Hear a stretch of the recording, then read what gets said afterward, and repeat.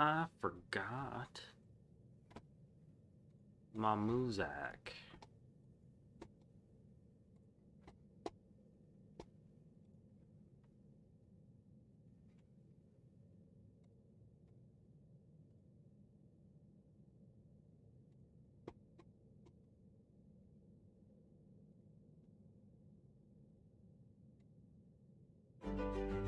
There is something about a Guinness that reminds you there is less that separates us. Blah de blah blah. I don't need all of that. Well, until then. Hey there, Justice 3 Gaming. Welcome to another daily dose of Marvel Strike Force with me, Justice. And I'm going to give you my thoughts and I'm going to review the roadmap ahead here, or the road ahead, whatever they're calling this hot garbage here. We're going to go over it. And most of the time, I take everything with a grain of salt whenever they come out with something like this. They're really just trying to get a feel for how, we might feel about things, but then completely ignore a lot of things that are out there. But, that's my inner demon talking. We're going to try to keep this as professional as possible. Now, to get things started right here, this picture one is bad ass. This is one of the first uniforms I'm totally going to be going for. And I do believe that is for Carnage. Now, this is a little bit of a hint, I believe, because of the swirl on Carnage's forehead. I do follow the Venom series a little bit, as much as I can in volumes. I don't keep up to date with the per issue. I also read Carnage, Absolute Carnage, and the swirl pretty much is an indicator of Null holding dominion over or control over that symbiote from wherever Null might be. So I don't think they would even bother with this uniform unless they were thinking about making Null the next mythical legendary character. Now, I'm going to give you my thoughts on that one right away. I'm not super thrilled about anything taking the place of my bio team, because I put a lot of patience and time into building this team into what they are, and they're an amazing bio team. I use them in more than a few different places in the game. I do consider them to be high value in regard to their usefulness. And I almost got them to the point where they can one-shot the Doom 1 raid node for their boss. I'm only a few characters down from being able to do that. However, with that being said, let's go ahead and say, for argument's sake, that Null is coming into the game as a mythical legendary character. Now, if they're going to stay true to form, it's going to be, wherever Null is going to be available at will be, assuming that Null is coming. And remember, that is a really big assumption from this uniform, and that's a lot to read into. But why bother putting the art in there if you're not trying to give the comic book fans like myself a little bit of taste of things to come? And Null's a big character. He was a living god before the Celestials even came into this void, with the other species that lived in the darkness. But that's beside the point. I think he would be an amazing character to add to the game, and he could only be a mythical legendary character, honestly. And if I was going to replace one character on the team, and given that Carnage is getting a new uniform, that could mean one of two things, good and bad. One, hey, we're taking Carnage out of this team, and we're going to replace him with Null. I don't see that happening, but what I do foresee happening is something similar to... They like taking characters that do work really well for the team, and a couple of the pieces of their kit that might work really, really well, and sort of bump them up a bunch. Like the difference between Captain Sam and Captain America, or Steve Rogers. You're going to have similar qualities, but they're really going to ramp up what they're going to be providing with the team. So my guess would be that Venom is the one that's going to go out of this team. If not, this whole team gets replaced. I don't think that's going to happen. Anti-Venom is a pretty big character to the symbiotes team here. I don't think they're going to ruin that too much. I think this will be the case of replacing a character, and I've always thought about replacing Venom on certain occasions, and I think behind that thought process, I'm not alone in that. And I think maybe some of the developers are listening to those viewpoints on that, and Venom could be served better elsewhere alongside other characters like Agent Venom, which would be fucking sweet. Or Venom, I mean, so many characters in the Marvel Universe are Venomized. I mean, so there's some of the coolest characters in Marvel. When, you know, it's like the ultimate what if in Marvel Comics. What if Thor was Venomized? What if Wolverine was Venomized? What if Venom could be the first empowered character to actually Venomize other characters in the game and give them bonuses based on what they're actually good at? Think of Wolverine's regeneration getting crazy, along with being a little more indestructible, to the point where he's regenerating at a much higher rate and could pierce for a ton more damage, you know, as long as Venom is one of the key characters on the squad. You know, that's a lot of reaching, and that's like a brand new version of coding that would just get a little bit nutty. But bringing Null into the game would be great for this specific team. You'd get this new uniform, you'd get Null, who would boost the bio team for the Doom 2 preparations that are soon to come in 2021 or 2022. But let's go ahead and read the rest of this. And let's see here, 2021, spent a lot of time in feedback. You probably do, but I doubt you're really listening to it, honestly. Generally change player journey.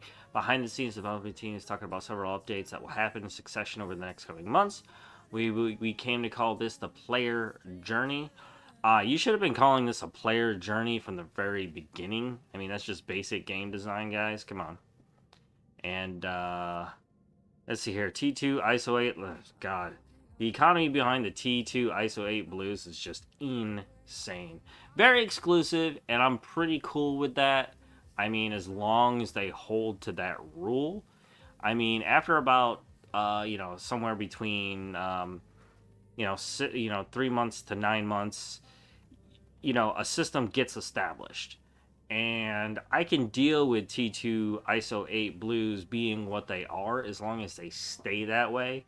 And they just make certain things that become more available in the modes that they're being released in.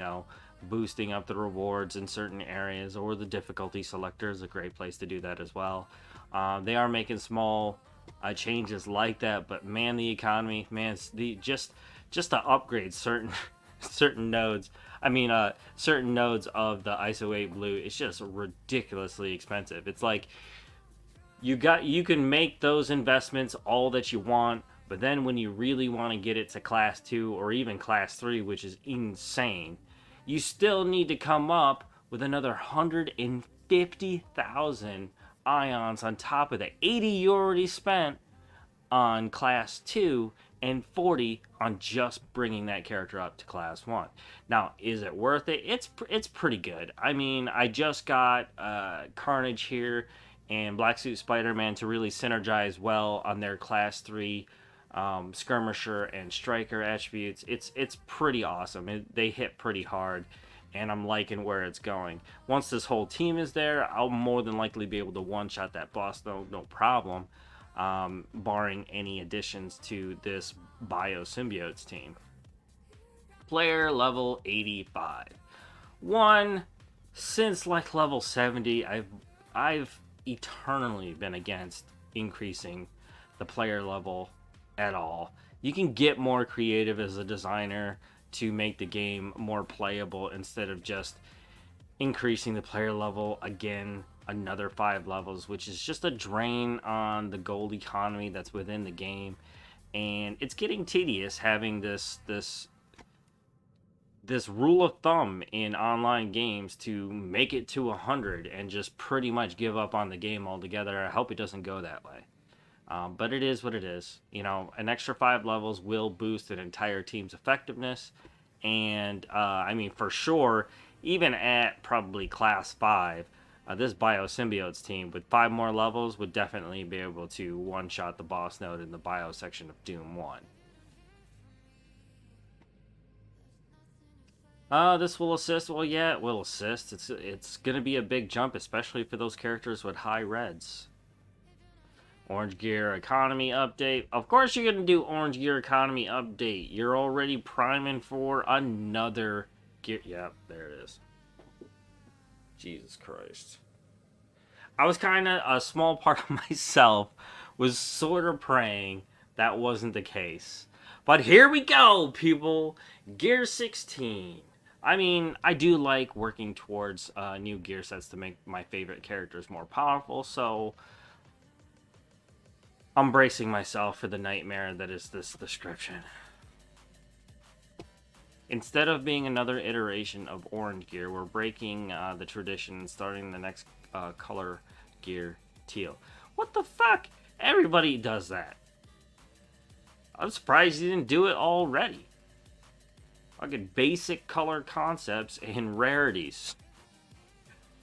Teal's like the one like in Division 2 and some of the other games where it's like special gear set pieces for an entire team. You know, you collect a certain set of gear set pieces and you get the big bonuses that come with it.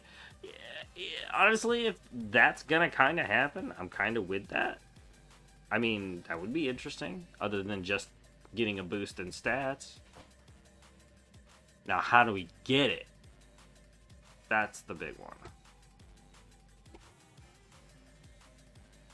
Getting into DD4 faster, that's standard operating procedure. Gotta let the newbies and some of the medium level players get in. The teal tier will also have a slightly simplified structure to make it easier to track which pieces you need in the future. I guess that's going to depend on where you get any of these gear pieces. I mean, why state this right now if you haven't even told us where you're putting it? Doomraid 2. This will be one of the primary ways to earn gear tier 6. Jesus Christ. I don't even need to read the rest of this. Rest in peace, casual alliances. Seriously. You guys gotta be pretty loyal to one another if you're casual and you're thinking about getting gear tier 16. Christ almighty. The ISO 8 requirements for characters to enter will be T2 ISO 8 blue. I mean, that's fair enough. I mean, as things get more difficult, they should be more exclusive as you move up.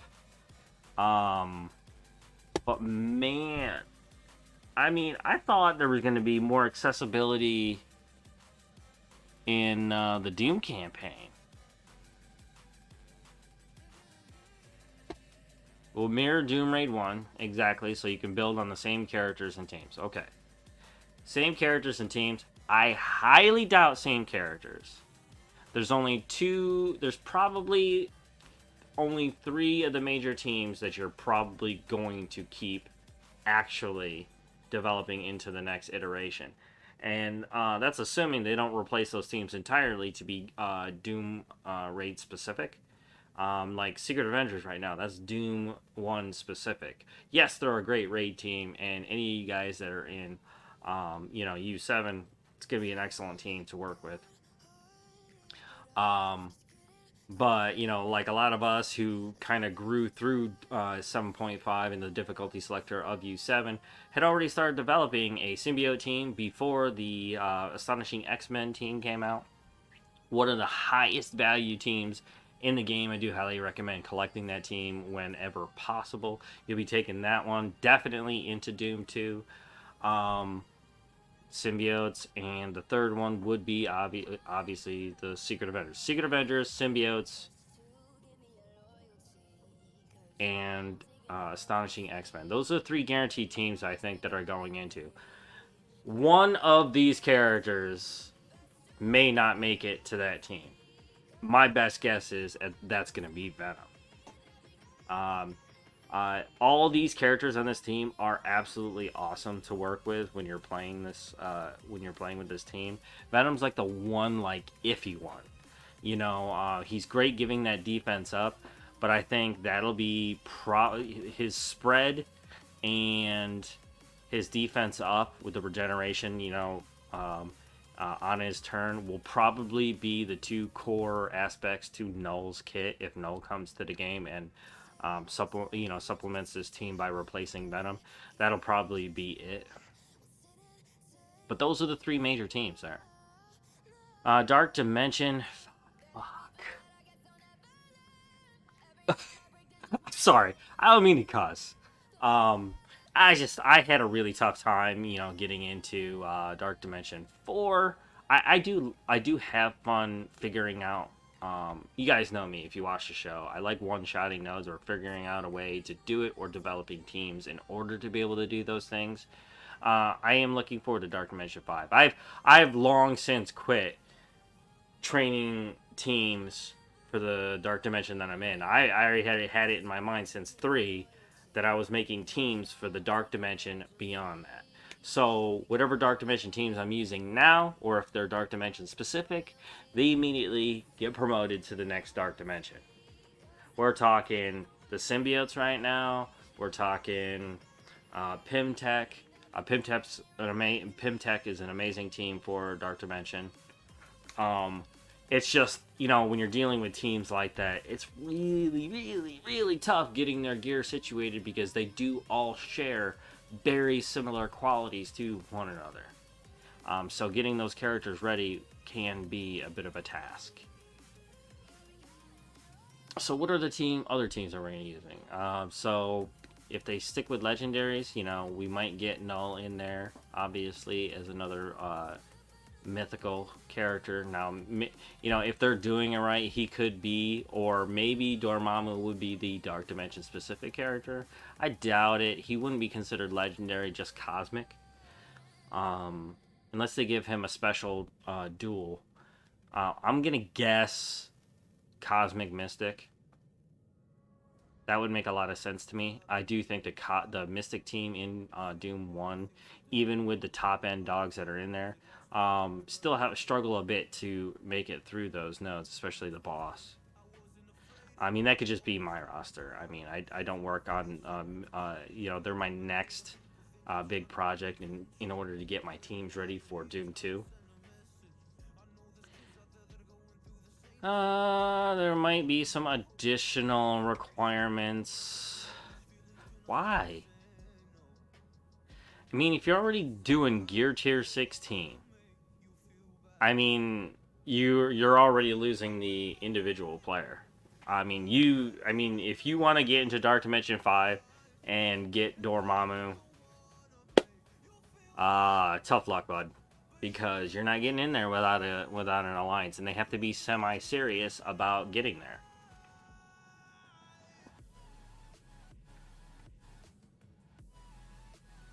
Cosmic Conqueror, Dormammu. Okay, I saw that one in the. What did I see? Where did I see that? Was it like Reddit or Discord or something? I don't know. Ooh. He does look good. Hard to not see Sinister's uniform in that, though. I mean, he's like... That's like mythical. That's a mythical type character. Mythical legendary type character.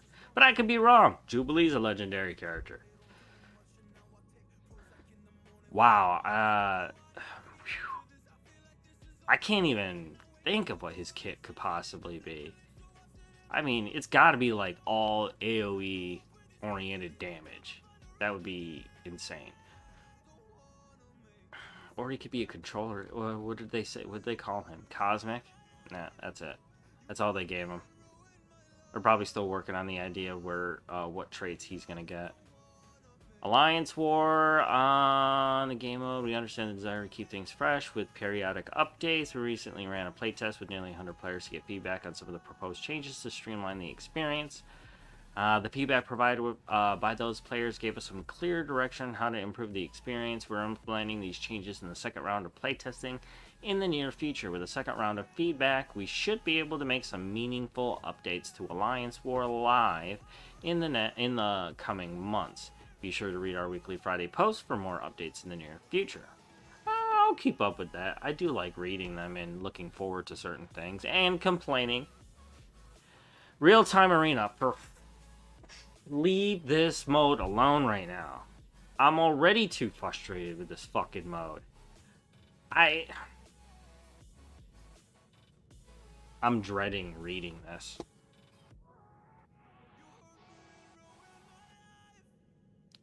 Reducing the initial loading timer from 160 seconds to 75.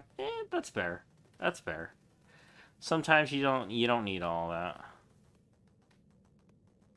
Bans will include role and origin traits in addition to individual characters.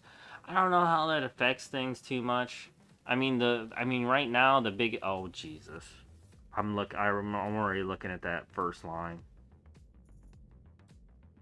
Making objectives based on KOs and wins rather than ability traits. The fuck are you talking about? Who gave you that fucking feedback? That was the main fucking problem in the first place. I mean, traits, yeah, you might have to fight some, like, ridiculous, Infinity Watch combination of some sort, but at the very least, you can keep stacking those ability uses while you're getting your ass kicked. Now they're going with KOs, wins. Oh, great. So you're just going to make it impossible for people to even bother in RTA. It's like you're going fucking backwards now, man. You know what? I'm not going to stress about that. I'm done doing that. Whatever they're going to do, I'm in for it because I do love playing this game. And at certain points you do get used to the certain areas of the game and they sort of become part of the playstyle, but man, I really feel like that's a big goddamn problem. KOs and wins, I felt like that was the original problem. I mean, correct me if I'm wrong. A bit later, we're planning an update that may include improvements to how progress is made towards RTA Battle Pass and improved matchmaking. I mean, improved matchmaking, I've been in game design for a while. That's good. That's sort of like a pipe dream. I'm gonna be honest with you, especially with the nature of what RTA is supposed to represent, which is, the real time battle with another player, and you're gonna be limited to the people that are available and whatever they chose as their team in order to be able to finish their objectives. It's hard not to get around that without meeting a certain population threshold across the world population that's currently playing the game. I mean, that's a lot to predict. We are very interested to see how this changes your experience, and I would very much like to hear your feedback when the updates are live. We'll continue to monitor the feature and additional changes in the future. I think they should have just left it alone. I started getting used to, I can go through my daily objectives, and most of them are ability based, except for the couple, win ones, the knockout ones, and it's not that bad. You get through them, and then you get through the other categories. As long as I'm doing my dailies, the weeklies pretty much get done before Thursday, usually. We've made numerous improvements to the availability of resources across the board in the first half of 2021, and we will continue this trend in the second half of the year. We want to ensure that your character roster progression feels steady and rewarding. AKA, we want to control what you do. Quality of life improvements. Save squads. That's standard procedure, right? More save squads for larger rosters. Oh, they're gonna do the tab thing. Mobile Gamer actually talked about this a lot in the beginning, and I have agreed with him on every level with tabs. I thought tabs were supposed to have come in already, but this is actually very, very useful. It seems superfluous, but I guarantee you it is not. I mean, it'd be really comfy and nice to be able to go into Blitz with a tab that's already been set up beforehand. That way I can maximize my scoring, work through my roster on Blitz, and be done.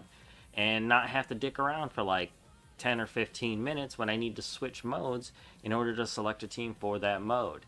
Or, creating a part of my roster list that's just for certain modes, but then you're out of room and you're not really maximizing your score for Blitz. So having the additional tabs is hella useful. In Arena, not so much. I mean, you're dealing with defense and offense. Alliance War, of course. Be able to have dedicated teams on just one list is perfect. I mean, in all seriousness, you just need 13 teams, and once you have those teams developed to the point where you're winning consistently, you're just going to want to use those 13 teams. But then, the rest of the list can be used as backup selections, That way you go, oh, okay, I got this power, this 300,000 power, this Marauders. I know that with this particular team that's not on my main list, can take them out pretty well. And then you're good to go. But then you got a spare top team ready to use probably later in the Alliance War. But you really want to be able to use those big teams that you have and trained up to begin with. And more than likely with 13 teams, those are the only teams you're ever going to need. Unless there's some war specific team that you really want to invest in. And they're just giving the progression on how you get your slots. I do really like that idea. I've been behind that one for a while now. Auto basic combat.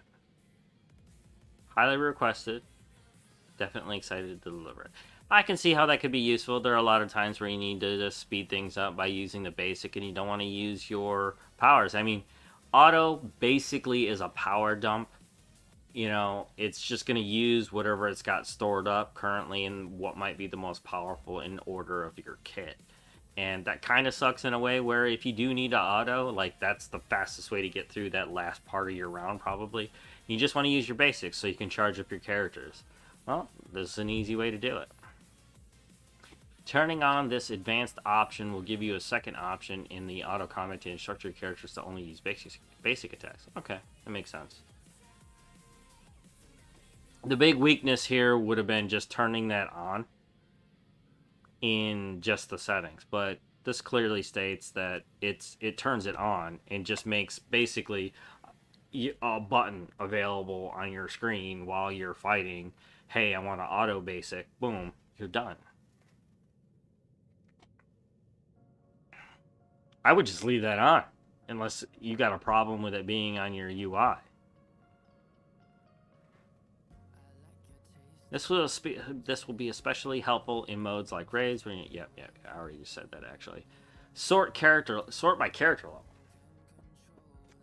I'm trying to find how useful that could possibly be. I mean, that's something that I thought should have been there to begin with. I don't know why it's so useful now. I mean, for a newer roster, no, even for a new roster, that wouldn't make a lot of sense. You'd have to be like a high-end veteran roster. Like, I'm close to that, but I wouldn't consider myself that kind of a roster where now I'm trying to maximize every single character in my roster. I'm still working on my big teams for like offense in war and working through my list little by little. And now it's going to go to 85 and kind of got to start the whole goddamn thing all over again. But, once you got your 13, you got your 13. Once you got your 8 for defense, you got your 8. Expanding API features. We've been absolutely floored by the amount of interest we got regarding access to the game's API. We're expecting a few dozen inquiries, but ended up getting over 400 emails. We're currently working with a limited number of partners, but we want to expand that access over time. One big thing, possibly the biggest, players want from the API is the ability to import their player roster into a platform where it can easily be viewed and shared by themselves or other players, especially their alliance. With this request in mind, we have made working with an additional functionality of API a priority. This is one of our many long-term commitments to supporting our awesome community of players. I don't know, man. I'm kind of private. I mean, I don't think it's anybody's business what's in my roster. I use what I use because it's my game. The auto should not be on. You know, I don't think anybody needs to know that at all. I mean, I would use this probably to prioritize certain teams and check things out, but you could do that from your regular menu to begin with. I would stick to, if you're using like MSF, you know, just doing that. You know, the only thing that would make that better is if there was an import feature straight from the game into like MSF.gg.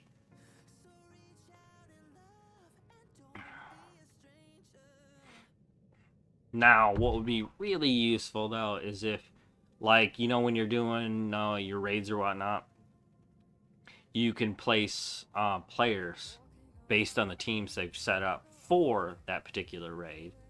You know, your raid map, and so they can have their raid assignments set out just like they do when they do the maps on msf.gg, and then you know where you're going. I mean, just like that. Now, I make raid maps. It's not that hard, but the initial artwork and things like that does take time. All right. Marvel heroes and villains, costumes. One, I definitely like this Taskmaster one, but if they're doing like if they're gonna do like what they're doing now with Daredevil's costume and Gamora's, you're gonna have to choose one, and then save that other one for a later date. I do like the movie the Black Widow's Taskmaster.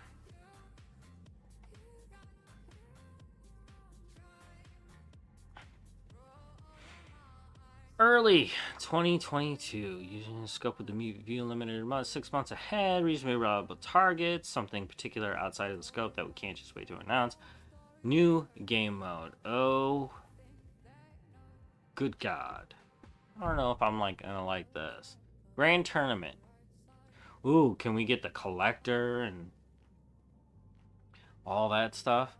We want to create an experience that gives players opportunity to flex the power of your top teams and use many of the best characters in your roster in a new and exciting ways. This mode will test your skills in offense, strategies on defense, and the ability to adapt to a shifting battlefield. We will share some of the details on depending on the feature, but we do keep in mind that these are subject to change and the final product might look different. Tournament structure. Players get matched into a large group and will take turns fighting each other over the course of a week. Players will battle opponents based on a Swiss system tournament, non-elimination with multiple rounds. Victory points will be earned, accumulated over multiple rounds, and tallied at the end to determine ranks. Combat. In the setup phase, players assign to several teams in the defense rooms. These teams cannot be used to attack. So, just a really big version of Alliance War. Attack phase, players attack opponents' defending teams, scoring more points for a better performance. To keep things fresh, tournaments will have a rotating different rules for the rooms that will affect the offense and defense teams, so you'll want to mix up your strategies.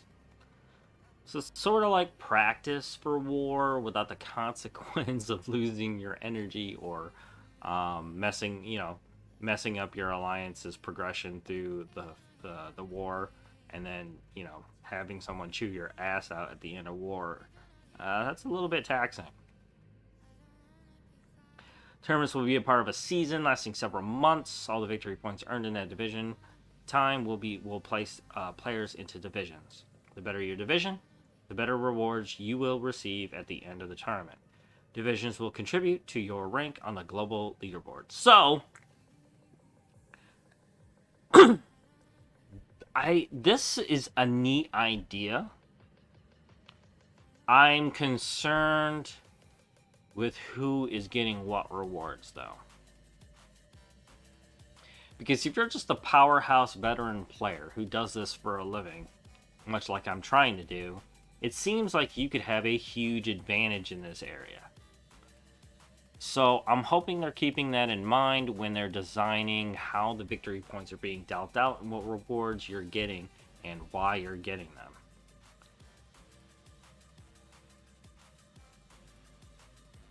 them. A new game mode would be interesting. You got it. I think at this point, no, you need to start being a little bit more careful on creating time consumption for your players. You know what? I haven't checked out the other update. Let's go check that out real quick, because this looks like it's just done. Alright, so in summary, not happy about the RTA bullshit. They should just leave it alone at this point. It's stress-free and doable at this point. Alright.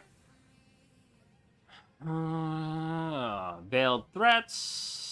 Yeah, yada yada. Deadly intentions milestone. Oh, and this is purple phase bits. Elite 4, 5 credits. Ability materials, catalyst parts. This is all costume stuff. Requiem. That's Gamora's costume. Shadowland. Daredevil's costume. Daredevil would be a good one to have. That one looks amazing. August 21st, 2021, 5 p.m. Yeah, character availability. I don't think any of these are going to apply to me. Bishop is going to the War Store. Great character. Definitely pick him up.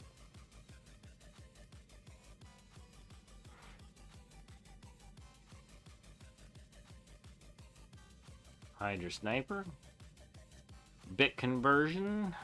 America's Classic costume. You'll be able to acquire a costume for a limited time after the event ends, but keep in mind, the event's silver phase bits will be converted to costume credits on August 6th. Yeah. I don't like that costume. I mean, if you're into the classic costumes, that's fine. Repeating legendary event. Now you see me, Invisible Woman. That's right now, I think. No, that already happened. Okay. Oh man, this update came a little bit back, didn't it? Add the Keeper of Bifrost. No. Is there any cool stuff in this one? Payday. No, it's just like, hey, we got some new costumes. That's about it. Okay.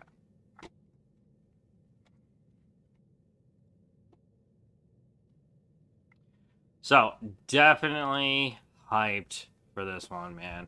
I do like this idea, and the reason why that I'm hyped for this is I am a big fan of Null and his origin story. That would be very cool to see him in the game and see how he works with the symbiotes. There could be another symbiote team that could possibly jump in here in the future. I would love to see Dylan, if you guys know who he is. He's a part of the comics. He's Eddie's son.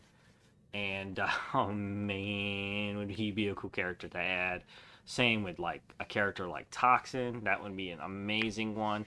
Now, for those of you who don't know, I'm not going to get into a big spiel about symbiotes and what they're all about, that kind of thing. I'm going to give you one basic idea to keep in mind if you're not a huge, comic book fan or anything like that, that symbiotes are born in the view of a new threat. And so they adapt to meet that threat with an offspring. So that's why for a single symbiote, every iteration of that symbiote, their offspring, is stronger than the last one. That doesn't mean they're a better fighter or anything like that, but naturally speaking, they are going to be stronger than the previous version. And Toxin would be amazing. I mean, these symbiotes are great. I would like to see Agent Venom. Null is great. Oh man, if Oh, man, if that happens, man, I'd be so happy. But we could be in the danger zone, like we are with the mutants right now, where everybody's got the same gear. So you got to pick and choose, man. Well, there you have it. That's my review for the roadmap ahead. What do you guys think about what's coming, and who's your favorite character that you're looking forward to? I do think, from what I saw, like in Twitter, I don't read it exclusively, but Deathpool is a character that's coming in. Not a real character, so I'm guessing, from what I know at least. I mean, obviously, let me know in the comments below or in the chat if I am wrong. I don't recognize Deathpool at all. I know there's Lady Death. I know Deathpool. I know they have a relationship. I know the reason why you can't kill Deathpool is because Thanos was involved because he loves Lady Death. And so it'll be interesting to see what this Deathpool character is all about. All right, until next time, I wish you all passion, love, and gaming. And don't forget, rule number one of gaming is you go where the fun is. And that's what I've done here today. And I hope you guys had a good time watching the show. And I'll see you on the next one.